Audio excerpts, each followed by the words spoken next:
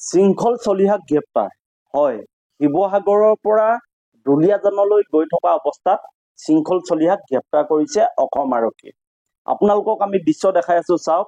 এয়া শৃংখল চলিহা আৰু শৃংখল চলিহাক গাড়ীৰ পৰা নমাই এইদৰে অসম আৰক্ষীয়ে গ্ৰেপ্তাৰ কৰিছে।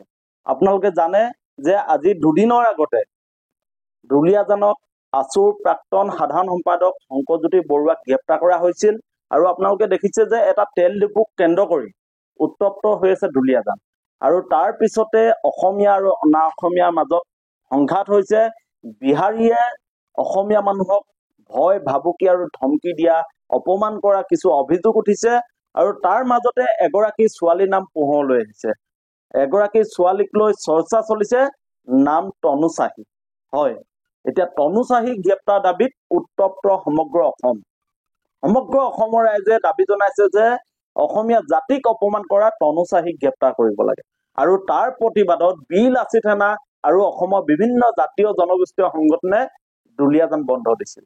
আৰু বন্ধ দিয়াৰ পিছতেই শৃংখল চলিহালৈ দুলীয়াজান আৰক্ষীয়ে এখন প্ৰেম পত্ৰ পঠিওৱা কথা শৃংখল চলিহাই নিজে উল্লেখ কৰিছে।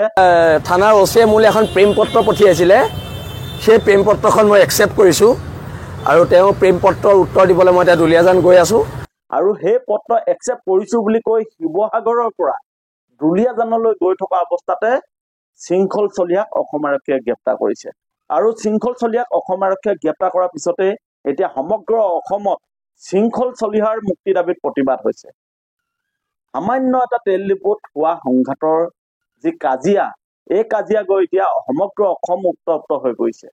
আৰু আপোনালোকে দেখিছে, আপোনালোকক আমি দৃশ্যসমূহ দেখাই আছো, চাওক। এয়া শৃংখল চলিহা আৰু শৃংখল চলিহাই কৈছে যে কোনো কাৰণতে মানি লোৱা নহব। সি চাউল খোৱা বুলি কৈ অসমীয়া জাতিক অপমান কৰা তনু চাহিক গ্ৰেপ্তাৰ কৰি জেলত ফিৰ ভাত খুৱাব লাগিব বুলি শৃংখল চলিহাই দাবী জনাইছে।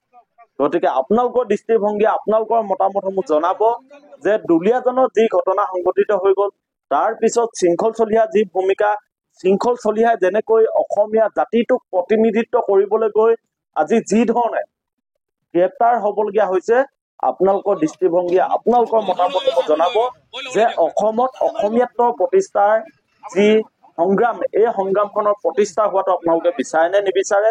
আৰু শৃংখল চলিহাক যি ধৰণে গ্ৰেপ্তাৰ কৰিছে, শৃংখল চলিহাৰ মুক্তি আপোনালোকে বিচাৰে নে নিবিচাৰে?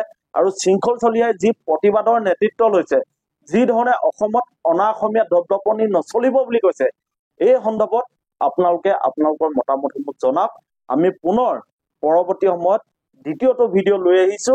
আপোনালোকৰ মতামতসমূহ আপোনালোকে আমাৰ কমেণ্ট বক্সত আহি জনাওক।